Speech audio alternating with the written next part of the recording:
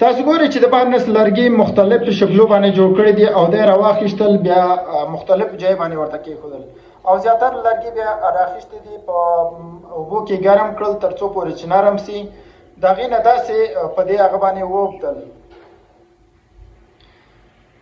تاسو ګورئ چې څه ښکلی شکل یې د موټر ته ورکړو، ټولې مختلف شکلو باندې ووبدل. دا ډیزاین دار سو، اوس دا ډیزاین ورته ورکو، هم کلک سو هم ډیزاین شو دی ګاډي او کم ګروپو ځای نه چې دي هلته هم بسته کړل.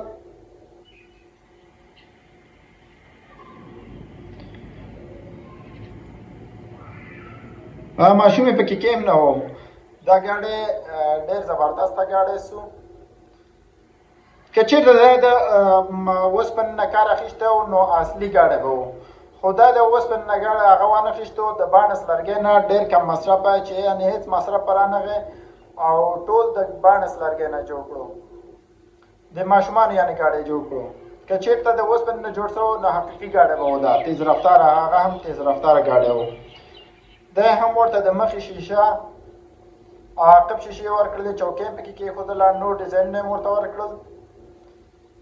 نو دوی یو ګاډی زبردسته ګاډی جوړ کړو چې تاسو کتلی شئ. د ښکلي انداز نه ښکلي مهارت نه کار واخیستو، عقب شیشې هم ورته جوړې کړلې. ویډیو لایک او شیر کړئ ملګرو. په هر چیز کې تجربه مهمه ده.